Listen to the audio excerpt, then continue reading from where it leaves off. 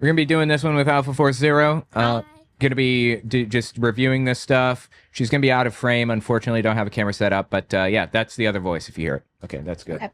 Show me, what would your example, because I have 50, of a single Christian country that you would say mistreats women right now. America. Oh, really?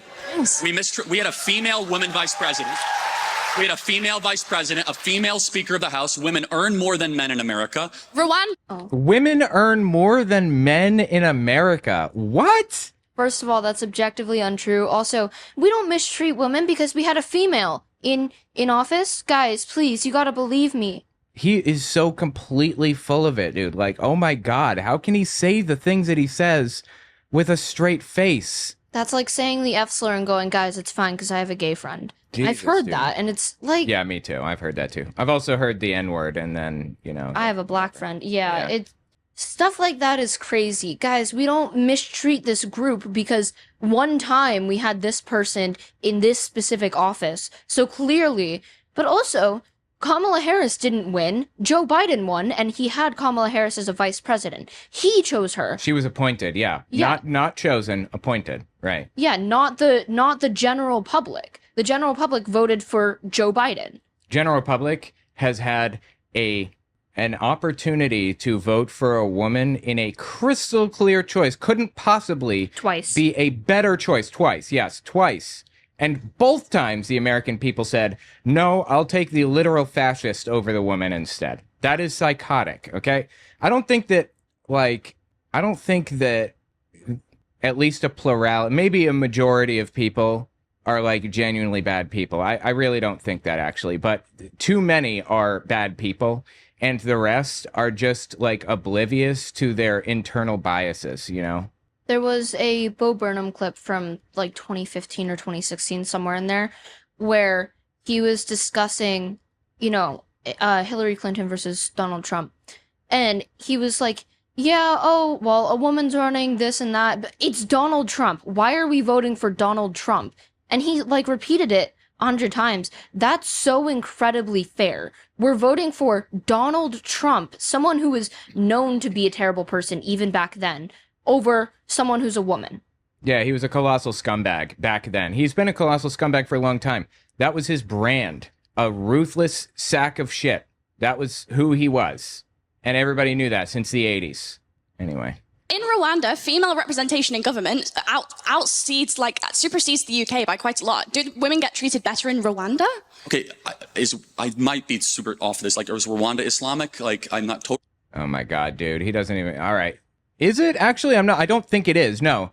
It's a traditionally African country, and it was made up of 3 primary tribes. The Hutu, the Tutsi, and the Twa tribes, I believe, or maybe the Twi tribe. I don't remember. The Twi or whatever they were stayed in, like, they stayed out of politics. They stayed out of everything pretty much.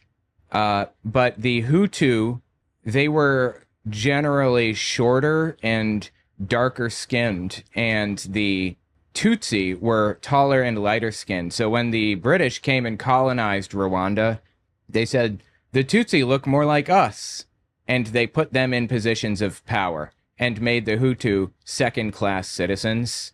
And the Hutu became so, like, infuriated over this over the course of decades that they worked themselves into a blood frenzy and literally started a genocide against the Tutsi, the Rwandan genocide. Shout out to my history teacher who taught us about this, despite being told she didn't have to because she found it very, very important. Yeah, it is important. So the Hutu tribe, they were using the radio to propagandize at the time, and they said, it's time to cut the tall trees, quote unquote. That was the moment that the genocide started. It's time to cut the tall trees. And people like Charlie Kirk love to pretend that, like, the rich and powerful in the United States are being victimized by the working class in the same exact way as, like, the Tutsi were being victimized by the Hutu. It's a super common perspective, and actually, let me back that up with something. Hold on. While he's doing this, someone said, guys, gals, and NB pals. That's such a great term. Yes, guys, gals, non-binary pals. I've been saying that for years. Okay, here we go. When the Nazis attacked Jewish stores. This guy is a right-wing extremist, a Christian nationalist, and you're going to see in a second, it's on this guy's show. Eric Metaxas, is one of the most prolific Holocaust-denying liars on the American right today. He wrote a book called Bonhoeffer, Pastor, Prophet, Martyr, Spy, and it was full of lies. It was all lies. He calls himself Bonhoeffer's biographer. He's not. Victoria Barnett and Eberhard Bethke were Bonhoeffer biographers. This guy's just a liar. But anyway, he gets this dude on to talk about World War II and the Rwandan genocide and how persecuted white rich people are today in the U.S. When the Nazis attacked Jewish stores and got away with it, that told people persecution, real genocidal persecution, is down the road. Right now in America, our government and the leftist institutions that support it, from the Ivy League to large numbers of churches, to the mainstream of the Republican Party, which supports it by being afraid to fight it. It's reminding me of the buildup in the 1990s in Rwanda, the buildup towards genocide. The Hutus were the majority, but they weren't as wealthy or successful as the minority Tutsis. Tootsies, like the TV show, or like that, it's a TV show, isn't it? Tootsie, that movie about that dude or whatever.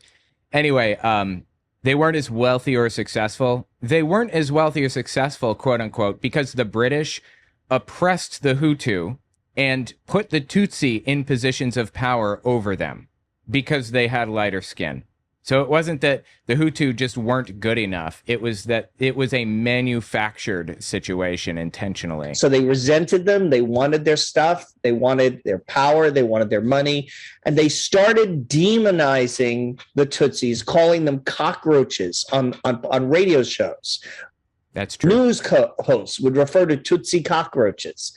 The way I see people talking about white people, about Christians, about so-called Christian nationalists, they talk about us the same way.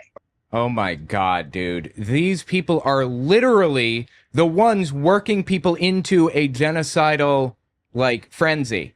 I'll be right back. And they're blaming, everybody other than white people. Jesus, dude. Okay, John, I want to interrupt.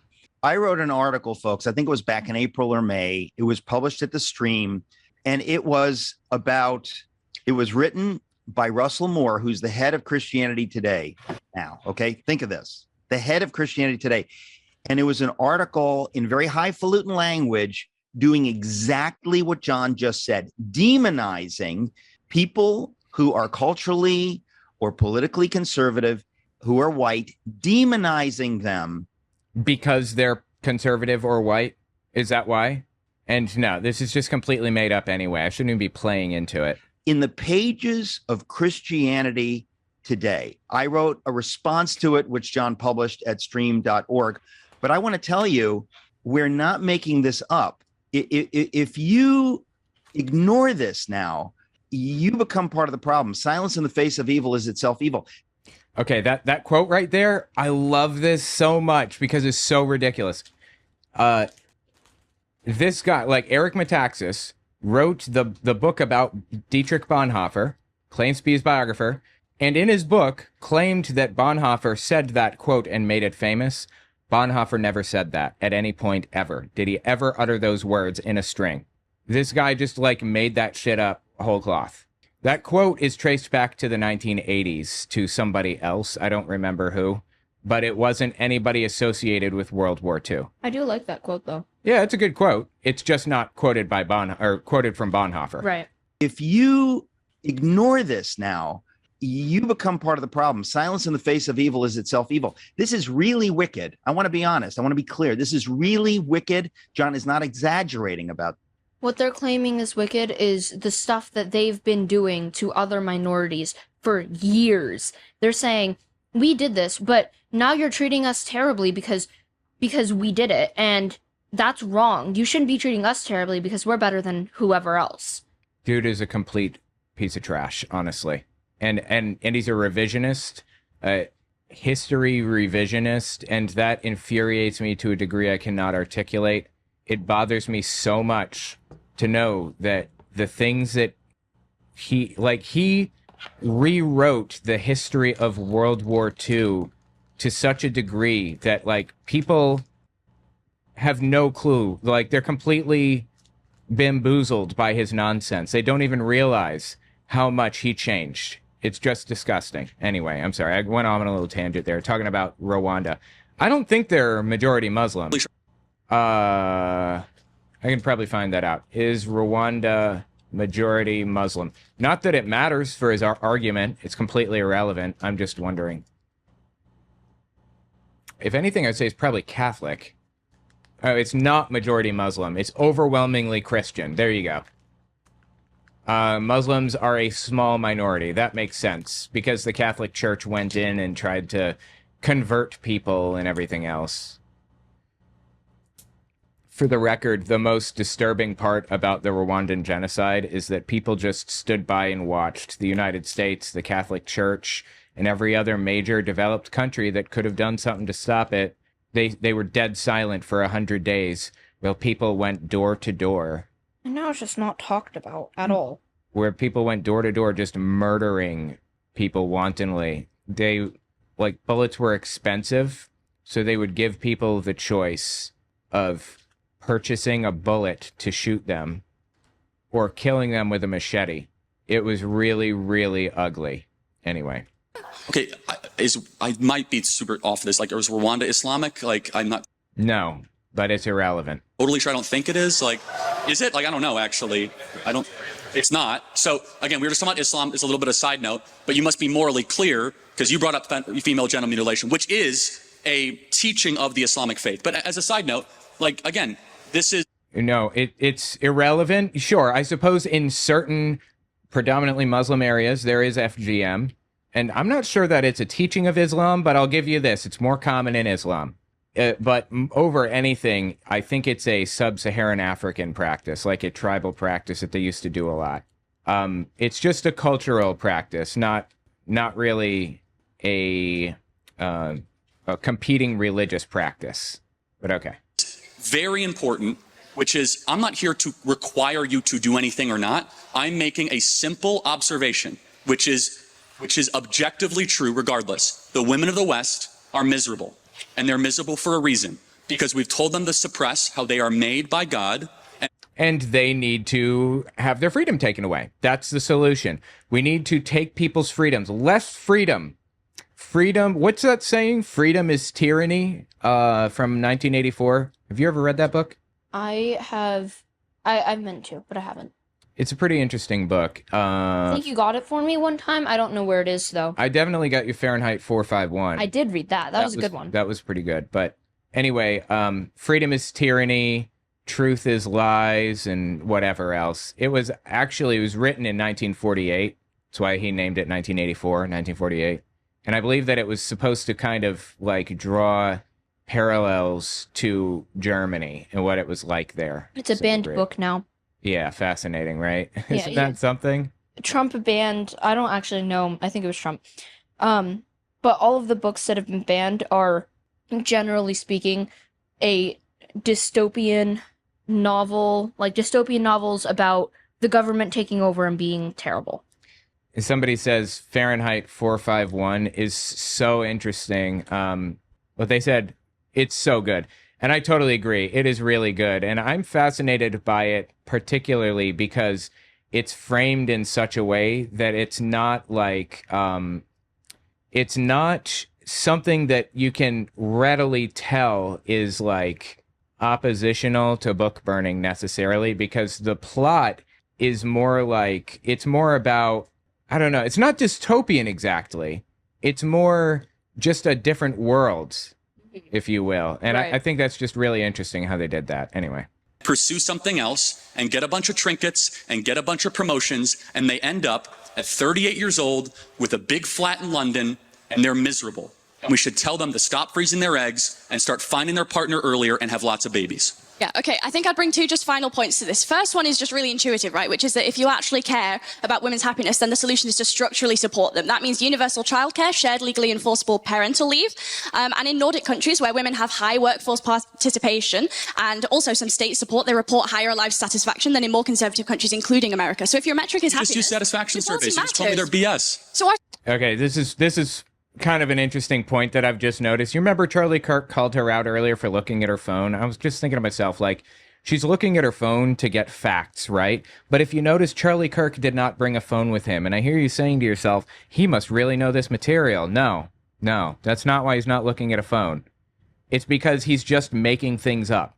Yeah, You don't need a phone. You don't need facts in front of you if you're just making things up brazenly, you know? Actually something my debate teacher requires us to use facts in our debates and cite our statistics, and requires us to have our Chromebooks open and have our information put out in front of us while we debate. Absolutely ridiculous. Yeah. That's what I assumed. Real Pumpkin J, welcome. I purposely buy any banned book I can get my hands on for my minion.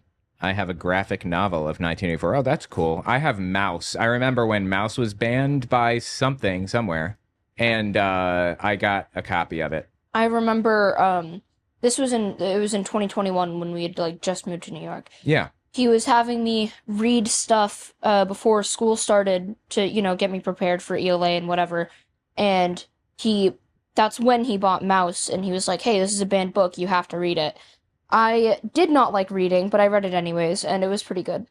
They actually told us, like, they gave us a list of books that needed to be read, and they said banned books were valuable to read, if I remember correctly. Like, the New York City school district said read banned books, and they gave us a list of banned books. I think that's pretty awesome. They said read banned books and gave examples. We actually didn't end up talking about those or using those, but yeah, I think it was... New York City school system is so incredibly good. My history teacher in freshman and sophomore year... Manhattan, yeah. My history teacher for those 2 years, she taught us so much, made sure that we were aware of things happening, would actively tell us, "Hey, the school system said you don't have to teach this, or probably don't teach this, but I'm going to tell you anyways because it's important to what's happening now." And in all of my ELA classes, they had us read really important books, like the banned books, for example. I know in my ELA class this year... English as a English language arts, right? Is that what that is? Well, that's what ELA means, but mine's AP English Language Composition. There you go. In my school here in PA, my teacher had us read a lot of books that like talked about people's rights, basically. So I think Manhattan and a few of the school districts here are really good with stuff like this, and I will always love my schools in Manhattan because they help me learn a lot. Yeah, and additionally, the schools are one of the front lines of defense in the fight against fascism. If teachers are not encouraging kids to like read banned books and learn about why they're banned and understand why that's bad and things, then it all just fades silently into the dark. Also, in Germany, teachers disproportionately supported Hitler, surprisingly. I don't believe that's the case here. But they are molding the next generation, the young minds of the next generation. It's important that you go to school board meetings and that you're part of your PTA and vote in the elections and whatever you can do. It's really, really important. My best friend, I've been close with her since 7th grade. She, at her school... Also in Manhattan, right? Yeah, also in Manhattan. Well, actually, this one's in the Bronx, but a New York public school, specialized school. Her school basically had a day off where all of the kids were to report to school, and then during 4th period, every single kid in that school... They were taken to, I don't know, some park or whatever, a public place, and taken to a protest. And the kids didn't have to go if they didn't want to. But the school funded it. The school took the kids there, and the school had chaperones there, making sure the kids were able to speak up with their own voices about what they believed in. That's fascinating. And protests today, as opposed to like a year ago, are like way more dangerous. I don't know that I would have trusted myself as the adult to like watch over kids at a protest today. Yeah, it was crazy. It was a public protest. I believe it was in a park, but it wasn't, just a school protest. There were a lot of people there. My friend ended up not going. She had state tests and finals the day before that, and her mother was worried about her safety. Makes sense. But yeah, they made signs first through third period, and the school brought them to the park, and they just stood there. It was a peaceful protest, not like, on our side, not like people were throwing things and fighting. I don't know what ended up happening, but yeah, I think that's really interesting. I really like New York City schools. I think all of them are really good and important and progressive. Yeah, absolutely. They're top tier. Philadelphia schools, not so much, I understand, unfortunately. They're like really like terrible, unfortunately. Like, I would love to find a way to improve them, but that's an uphill battle and a story for another day, I suppose. I've noticed my current school not... Well, these schools are good, like Yeah. really good, but Philadelphia is different I for the know. audience. I've noticed my current Same school doesn't speak up as much as the schools I've been to, but the teachers are generally speaking progressive. My school isn't really... I haven't seen any, like, outward hate. There aren't any, as far as looking around, people seem to be free to express themselves, and I haven't seen people getting bullied or anything for something that they believe or feel. And there are only a few people who aren't progressive. And actually, I don't know if it's just because of the friends that I've made here, but there was a girl who told people that she was a Trump supporter in my friend group, and she's friends with my friends, but she told them that she was a Trump supporter, and people in my group looked at her like weird, and she was like, I don't agree with what he's doing right now, don't worry. But Then you wouldn't be a Trump supporter, seems to me, but whatever. yeah, but they called her out multiple times. They'd be talking about something they all agree with, and one of them would look at her and go, aren't you a Trump supporter? Why are you agreeing with us? Right. Because it's something that Trump fundamentally doesn't believe in. Well, I was doing this in a separate segment earlier and talking about how we fight fascism. Right? And one of the absolute most important things that we need to do to fight fascism is to not let it go unchallenged. Make sure that, like, in every situation, no matter what, you're on Facebook and you see your insane uncle say some stupid stuff about immigrants or whatever. Challenge it. Challenge it. I Do agree. not let it go unchallenged. That's actually my favorite thing to do. I see someone say something stupid or crazy, especially if they're family or a friend. I will always, no matter what, argue with them. Fascism operates off of the principle that everybody agrees with what they're saying and it's just common sense. And you need to pierce that bubble so that people realize that this is not the normal way to think. This is not acceptable. It should not be sane washed, if you will. Anyway. Someone said we need age limits in government. I know I've talked about my debate class a lot. That was one of the debates that we had to do. He said, should we have an age limit on the presidential stuff specifically? And I got to debate for, yes, we do need an age limit, and I won.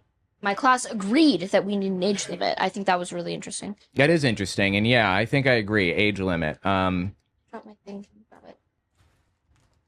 There you go. Thank you. Yeah, I think age limits would be a good idea. I agree. Satisfaction Hold on, surveys time out. bullshit Do or not? Because hold on, you told me time they're out. Do you bullshit. acknowledge satisfaction surveys or not? You just told me that they're BS. Do you think they're objective? We can use that as data? I don't think that... We can use them as data if we verify their veracity, but I don't trust a word out of this dude's mouth. So Also, I don't think we can really verify that someone isn't lying about their happiness levels, especially in situations like in the 1950s where complaining or saying that, hey, we aren't actually happy in this situation could lead to a dangerous set of circumstances. And we also cannot verify that they are happy because blah, blah, blah. We cannot say they're happy because they are not, because they had their freedoms taken away. There's no way to validate that. That's ridiculous. Yes or no? It's the only sole data set, but it is a Okay, data set that you told me there's a flawed and you self-report. Okay, by the macro self-satisfaction data, I am correct. And you are right. When you have paid family leave, you are happier. I'm actually a proponent of that. At Turning Point USA, we pay for 6 months when somebody has a child. I think there's a lot of agreement we can have on that. We need to encourage having more children. I think the Hungarian... Oh my God, dude. He's all about having more children. You know, this is a very like white supremacist strategy to build the white race, basically, have more children. Economies grow larger when you add bodies to it. When there are more workers, when there are more people paying rent and, you know, working and paying the electric bill and buying vehicles and everything else, saving money, economies get larger, and that's a good thing. Which is also weird because I've noticed they don't generally understand that that's a good thing for the economy. Well, bear with me. That's a good thing. Right. And if we wanted to really improve the economy, then we would invite immigrants in. We would boost immigration as much as we possibly could. Immigration is incredible for an economy, but these people are decreasing the number of immigrants in the country and trying to encourage people to birth our way into a good economy down the line. Right. We don't need to birth our way into it. And there's going to come a time where we can't birth our way into a better economy because there are going to be too many people on the planet. In fact, we're already reaching a tipping point where it's not that it's damaging the planet. It's that there are so many people that people just stop having children. Like, look at what's happening in China. Their birth rate is falling because people are just choosing not to have children because there's already so many people there. So the real solution to this quote unquote low birth rate problem or whatever is to increase immigration. There's literally no downside to immigration. None. Zero downside. All this nonsense about like how it's bad to have immigration or whatever, it's white nationalist KKK propaganda, straight up. That there is no validity to deporting immigrants, getting rid of them. There's no reason to do that. Do you know the reasons that they generally give? Because I can't think. I do. Oh, they're stealing people's jobs, but that's not really. So I haven't heard a reason why immigration is bad other than people have come here illegally and they're stealing jobs. The real reason for the vast majority of people is because they're not white, but they don't want to say that, of course. Yeah, the reasoning that they give us is what I mean. The reasoning they give is that they're stealing jobs. That's it. Is that it? That's it. That's the reason. I haven't heard any other, really. Anybody in the chat know of any other reasons that they cite for not liking immigration? There's cultural decay, and it leads to degeneracy. That's another one, but that's just barely not white nationalist. I would say it is white nationalist. Yeah. So anyway, I'm just looking through crime. Terrorists. Yeah. What? Terrorists coming with them. Yes. Crime and terrorism. Yeah. That's a big one. It's all nonsense. It's completely fictitious. All of it. So anyway, yeah. When I hear a crazy take, I try to listen to their specific reasoning. Even if I know what the actual reasoning is, I want to hear the reasons that they're giving and try to think about it, like maybe that could be an issue, and then I can think about how we could solve that issue, prevent that issue, or that issue doesn't exist. Yeah, the things that they're saying are just made up. They're just nonsense. Like, none of these problems are really problems. But anyway, yeah, let's keep listening. Child policy is phenomenal. We should look at that because the greatest thing that is plaguing the West is we're not having enough kids. And it's not just bad because we won't have a future. It's also bad because the present is awfully miserable for too many women as well. Okay, in which case I think we get... Oh, such a warrior for women, huh? You hear this guy? That's so honorable, fighting for women. It's also bad because the present is awfully miserable for too many women as well. Okay, in which case I think we get Do I start bringing this to a close, please? Okay, I think just one final thing, which is that in which case we get to a really interesting argument about what parts of womanhood can be demarcated to the social and what kinds of womanhood can be demarcated to biological. So, for example, my anatomy is demarcated to the biological, but the fact that I might potentially be a better nurturer than a man, I would demarcate that to the social, you might demarcate that to the biological, in which case we have differing moral scales of value. I would ask why we should necessarily prioritize your moral scale of value, which prioritizes things like the birth rate, when in actual fact there are various other moral scales of value. And if you yourself are a free market American, why is it the case that you would not, like the previous speaker noted, I've already answered. extend personal freedoms towards all spheres, including a private sphere? I believe in absolute truth claims, and it's absolutely wrong and bad when a society stops having kids to replace their own population, and then you have to import. That's not bad. What are you talking about? And then you have to import them? Why is that bad? He said it's bad. Why? Personal freedoms towards all spheres, including a private sphere. I believe in absolute truth claims, and it's absolutely wrong and bad when a society stops having kids to replace their own population, and then you have to import the third world, and you become the third world. It's bad. There you go. There's your answer. You were wondering. That's the problem. That's what he's complaining about. It's bad when you bring in immigrants because they're going to bring crime. That's my interpretation of what he just said, leaving the racism and vile hate aside. Well, yeah. I disagree, but thank you. Okay, thank you. You know, another thing that I talked about with fighting against fascism, an important thing that people need to do to fight against it, don't validate this insane nonsense by holding debates on it. Debating it when it's there isn't bad. Like, Cambridge held this debate. These people had an obligation to show up and fight. But Cambridge hosting the debate in the first place is enabling fascism. Me analyzing the debate isn't validating it. It's not giving these ideas validity. It's addressing the ideas that are already there. So we need to not validate this nonsense as it comes along. Mr. Kirk, you have spoken to Donald Trump. Is this fair to say?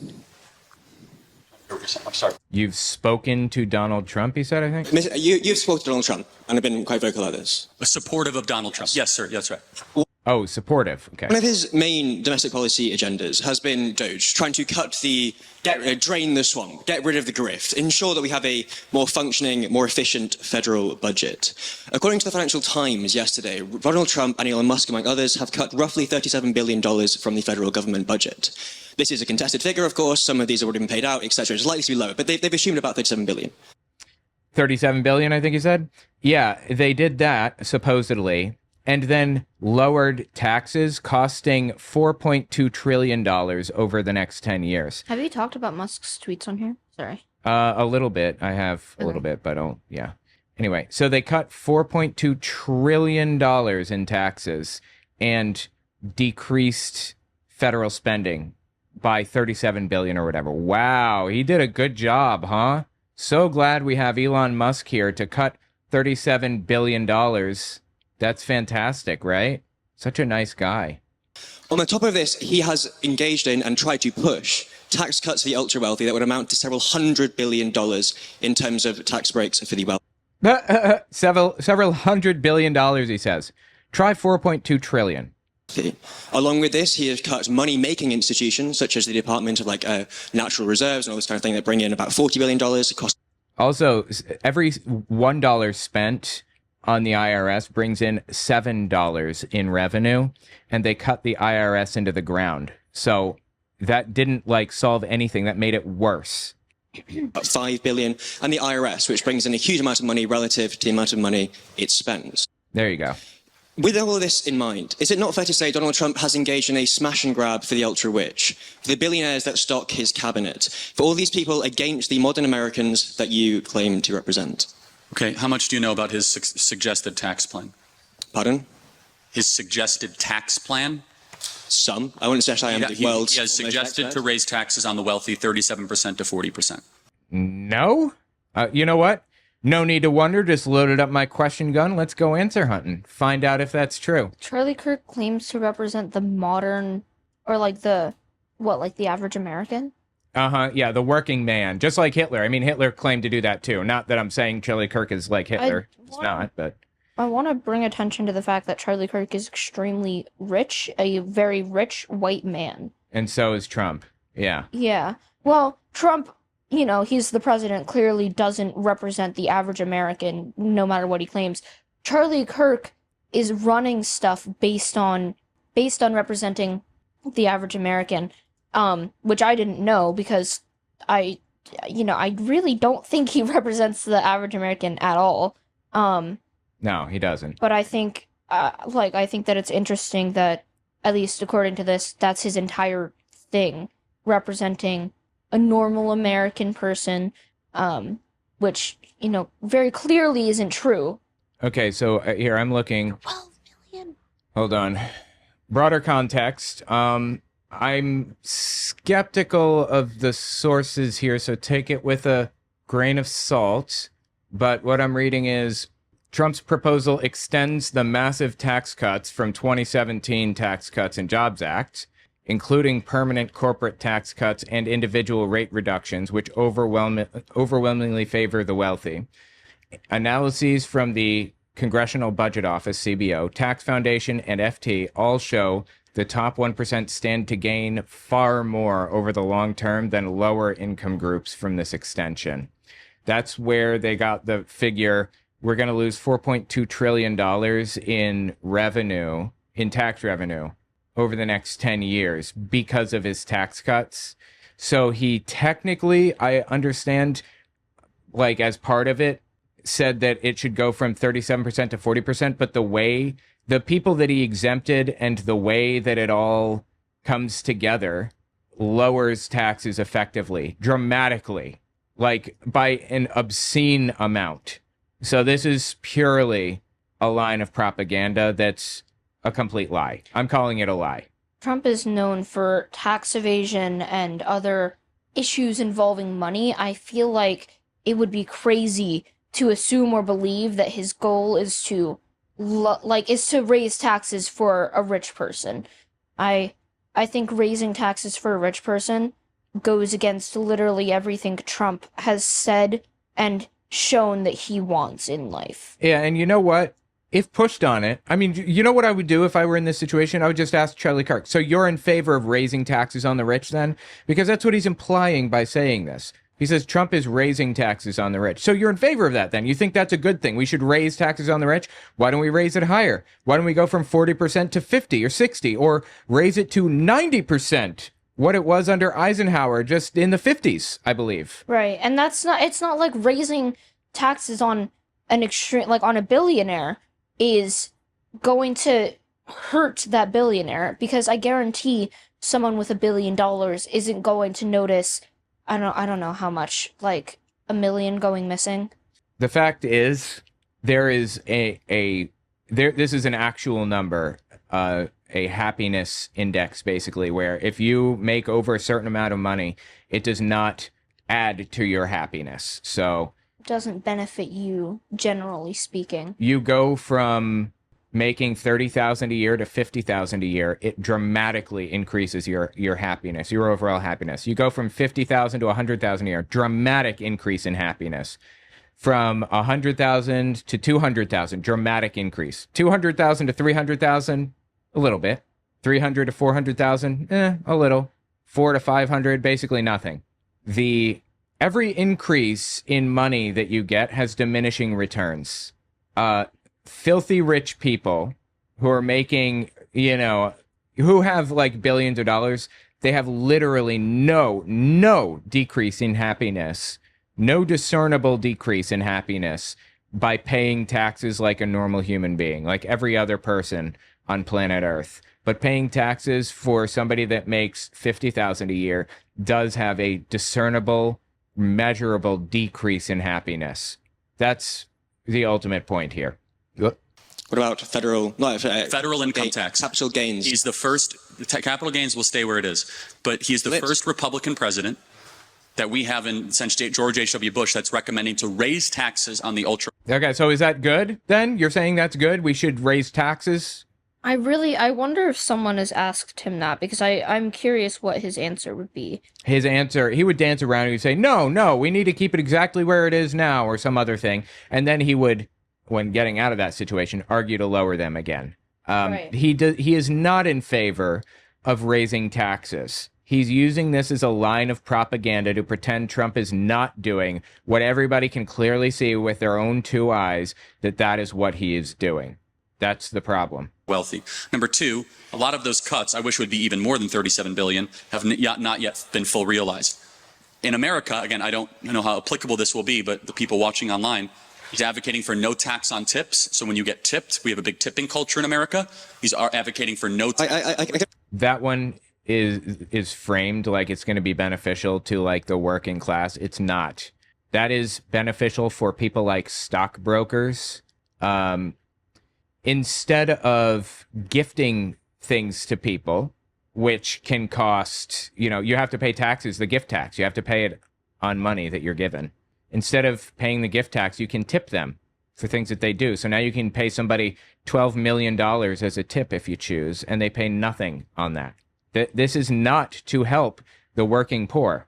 This is to help the filthy rich. Of course, obviously, they pretend to help the working poor when in reality, it's helping the filthy rich. I understand where you're coming from here, Charlie. Can you see why it's popular on the face of it? Donald Trump and Republicans of his ilk claim that the federal budget is something we should be very considered about, and the debt, and the cost of maintenance on that debt. Even if we don't regard any sense of tax increases or tax reduce on the ultra-wealthy, the fact that he is engaging in and defunding money-making institutions such as the IRS exacerbate and increase this problem of debt dependency that the United States has. It is now the largest single problem in the federal budget. And I don't know if people realize this, but do you guys know why we have such a high debt in the United States? It's because Republicans have been talking about cutting social programs and stuff for ever, since before the 90s, honestly, but particularly the 90s. Grover Norquist famously said he wants government so small you can drown it in a bathtub, quote unquote. And they know that they need the consent of the left to do anything in government. You can't just, cut social programs. You need to work in a bipartisan way. So what do? Instead of cutting social programs, they implemented a strategy called Starve the Beast, a political strategy, where they just cut taxes. They just keep cutting taxes, cut, until the U.S. literally cannot afford to continue operating anymore. And then they have no choice but to cut social programs. After a little bit of research, Charlie Kirk recently debated people, and someone did ask the tax question, are you for taxes? Are you for raising taxes? His answer was no.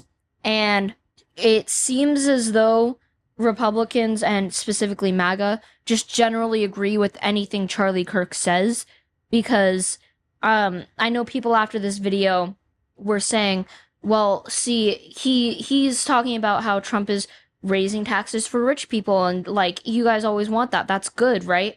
I've seen MAGA say stuff like that, but after that video, the comments on the video that I saw, they were basically bullying the guy who asked the question and saying that raising taxes is terrible.